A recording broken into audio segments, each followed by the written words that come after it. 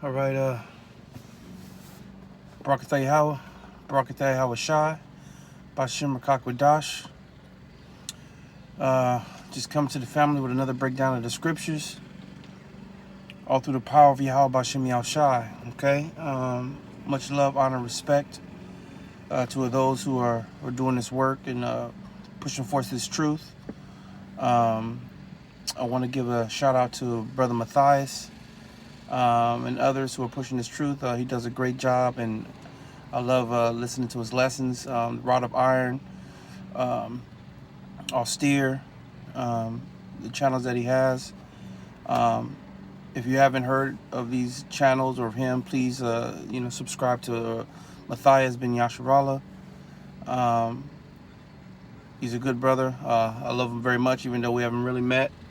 But he pushes this truth very hard, and I know there's others who also push this truth, this law of liberty, very hard, and understanding that that's what is the point, and what matters is the law of liberty, okay? And that we're no longer under the law of Moses anymore, but through the bloodshed of our King and our big brother Yahweh Shai, we have that liberty.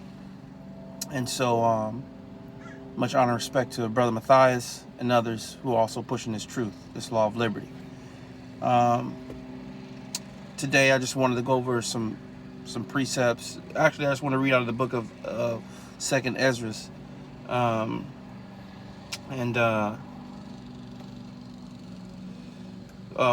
starting from 15, 2nd Ezra, Salakia, 2nd Ezra 15, 5 through 16. And I have like maybe 2 or 3 precepts to go along with it, but I just wanted to hit this real quick. And so here we go, 2nd Ezra 15 and 5.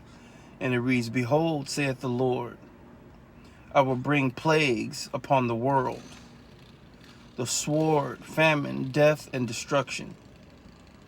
For wickedness hath exceedingly polluted the whole earth, and their hurtful works are fulfilled. I will hold my tongue no more as touching their wickedness, which they profanely commit, neither will I suffer them in those things in which they wickedly exercise themselves. Behold, the innocent and righteous blood crieth unto me, and the souls of the just complain continually." And that's what we do. I'm going to stop right there for a minute. The just, the elect, the 1/3, we complain. We complain continually about this wicked kingdom, this wicked world. I know every day, if it's not every day, it's every other day, but I find myself just more disgusted with this place. And just the blasphemous words of the 2/3. And we all know that Esau and the heathen, they already are fit for destruction. So that's a given, but it hurts that our people, the 2/3 of our people, are stuck in this in this matrix, so to speak. And it's just hard, even in your own family, and so it's like you present the truth to them, and then they're unable to receive it because they're blinded, of course. But right here it says, "The innocent and righteous blood crieth unto me, and the souls of the just complain continually," and it's just, this world, this system, this structure is wicked, and it has to come to an end. It has to come to an end. And this is what the scripture is saying, because that's what we do. We cry inside. This place is evil, man. And we are still in our captivity, so we have to fulfill our lots. But in doing so, we cry and we sigh, and continually, because we are still in this bondage state. But soon Yahweh Shai is going to lift it, and he's already lifting these curses and putting them upon our enemies.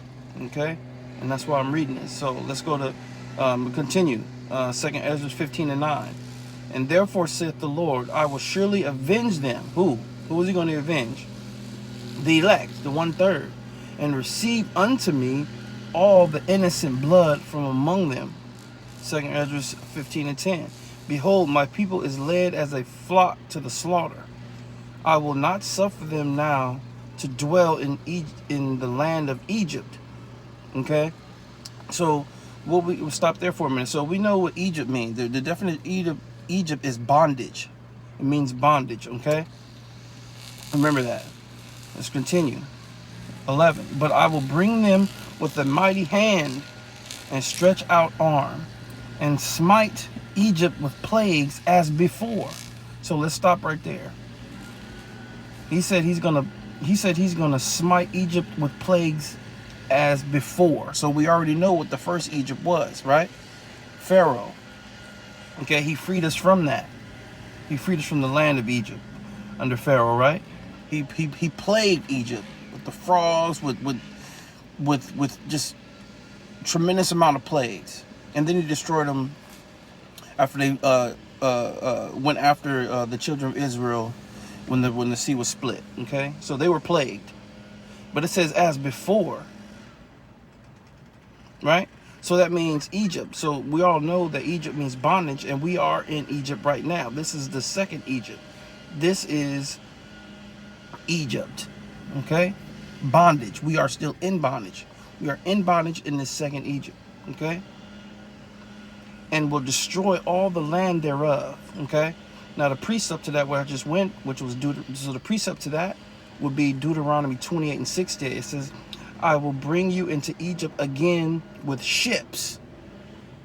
Okay, Egypt meaning bondage, aka America. Okay, and technically all over this world, because we were scattered to the four corners of the earth by the way of slave ships. Okay, so we know that. So he said he's gonna smite Egypt again with plagues. And what do you see going on right now? We got the coronavirus. We got all sorts of plagues that are being set forth on this earth. Okay, ice storms in Texas. We got tremendous bad weather. I mean, he's the Father is visiting the world which He made, and He's visiting it by all these natural disasters. You know, we got these volcanoes. I think it was last week or this week actually, erupting. And we know, of course, that there's always been volcanoes erupting. There's always been, earthquakes. There's always been these things. But we got to think about the times that we're in right now. There hasn't been a time like this right now. Okay? We have this coronavirus, which they're using, which is a plague, which everything is through Yahweh B'Shem Yahushua. Okay? So, like the scripture says, Isaiah 45:7, I form the light and I create darkness. I make peace and create evil. I, the Lord, do all things. So whether this disease is man-made or whatever it is, it's all by the hand of Yahweh B'Shem Yahushua.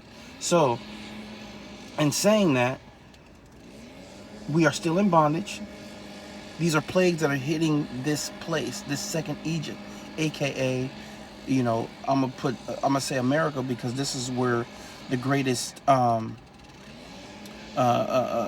tribulation is going to be. Okay, so let's continue to read. 2nd Ezra 15:12. Egypt shall mourn, and the foundations of it shall be smitten with the plague, and the punishment that Yahweh shall bring upon it. Okay, we also know about the chariots. The chariots is also a plague. Okay, it's the salvation of the elect, but it's a plague unto the heathen and the 2/3. Okay, those chariots of the Most High. Okay, that's why the scripture says, was that Revelations 1:7, behold, He cometh with clouds. Those clouds meaning chariots, and every eye shall see Him, and even those who pierced Him shall see Him, and they shall wail because of Him. Well, they're going to be in sorrow, they're going to be in pain, because they're going to see these chariots come out of the sky, which is a plague unto them, unto our enemies. Okay? 2nd Ezra 15:13. They that till the ground shall mourn, for their seeds shall fail through the blasting and hail, and with a fearful constellation. These crops farmers can't grow nothing. You know, this ice storm, I mean, I don't know, but I'm pretty sure this ice storm in Texas and other places has destroyed all the crops. So, and they had I saw in the news that the hail was coming down. It was big as tennis balls. I'm not saying that there hasn't been hailstorms like that before, but we got to think about the time that we're in right now. Okay, we got to think about the time that we're in right now. 2 Ezra 15-13. Read that again. They that till the ground shall mourn. What's that? Farmers. They till the ground, right? Mass produced. They're gonna mourn. Why? Because they're gonna lose everything. Right? For their seeds shall fail through the blasting and hail, and with a fearful constellation. Woe to the world and them that dwell therein. Okay? And we all know what woe means. Woe means destruction. Okay? Woe to the world and them that dwell therein. For the sword and their destruction draweth nigh, and one people shall stand up against another with swords in their hands. And you know what that is? That's sedition among men. That's going to be the martial law, sedition among men. That's already partially happened. It hasn't fully kicked in like it's going to, but that's already happening. Okay, look in other countries. Okay, where our people have been scattered. Okay, it says again, 2 Ezra 15-15. For the sword and their destruction draweth nigh, and one people shall stand up and fight against another, and swords in their hands. For there shall be sedition among men, invading one another. They shall not regard their kings nor princes. Look at the storm on the state capitol. Okay, swords in their hands. Not technically swords, but whatever you have as a weapon. Okay, disregarding authority. Don't care about authority, right? That's what it says. Shall not regard their kings nor princes. That means people of authority. We don't care. They don't care. You have a lot of other. Listen, this place is being overthrown, and it's going to be overthrown by the people. Okay, by the citizens. That's why you're going to have martial law. Okay, because they're not going to regard the okay, we can just say presidents and governors, and they're gonna, so what? We don't care what they say. We're going to storm. We're going to do what we need to do. And what are they going to do for a counter? We got to bring in the police. Why? Or the military. Because we're not going to be able to contain all these people. They overran the police station over in Seattle. Overran in blocks and blocks. People did that. The police was scared. They had to run off. You know, they had to threaten them with military might, right? Because it's sedition among men. Disregarding their kings and their princes, those of authority. Okay? This is what's already happening, and it's happening more and more every single day. You know, as our people continue to wake up and the elect being sealed, all of these things are going to come to pass. And these are the plagues. These are plagues, okay? 2 Ezra 15-16. For there shall be sedition among men, invading one another. They shall not regard their kings nor princes, and the course of their actions shall stand in their power. They're going to overthrow, and they're going to take over things, okay? You're going to get your race riots, okay? They're pretty much already kicking off in some fashion, but, you know, you got all these different groups. You got Antifa, you got Black Lives Matter, you got QAnon. You get it's going to be a race riot, okay? Then they're going to bring in the martial law because they're going to try to contain everything. And that's the sedition among men, okay? Precept I got is, let me hit this precept real quick. It's Ezekiel 9:4. And the Lord said unto him, go through the midst of the city, through the midst of Jerusalem, and set a mark upon the foreheads of them that sigh and cry. We just talked about sigh and crying, right? That's the precept. 2, let me just get that real quick so that we know. Where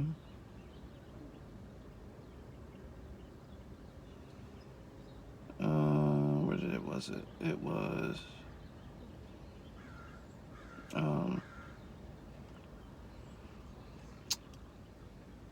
Salakia.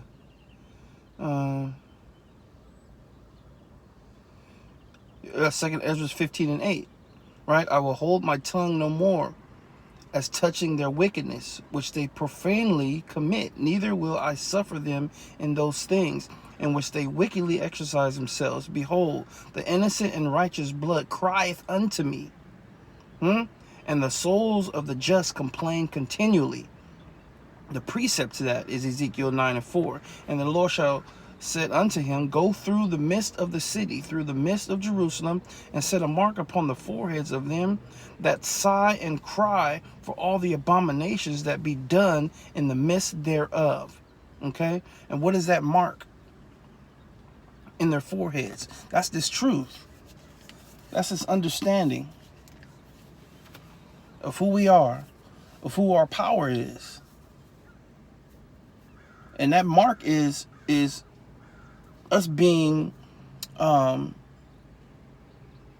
a safe position through Yahweh Shem Yahshai and his angels, keeping us safe, okay? Because we've called upon the name of Yahweh Shem Yahshai. We know who we are. We know about the law of liberty, okay? We're exercising those things. So his angels have charge over us, as the scripture says, okay? Because we have put our faith and trust in Yahweh Shem Yahshai. So, these plagues are here. And they're going to continue, and they're going to continue, and they're going to continue. Just as it was in Egypt, okay? Just as it was in Egypt. And so, you know, we got to continue to put our faith and trust in Yahweh Shem Yahshai daily. Be thankful for everything that we have. And let no one take our crown, okay? Let no one take our crown. And I hope this lesson was edifying. Much love, honor, respect to the Ak and the Akwath who are listening. And, you know, I hope y'all have a good day. Till next time I say, Shalom.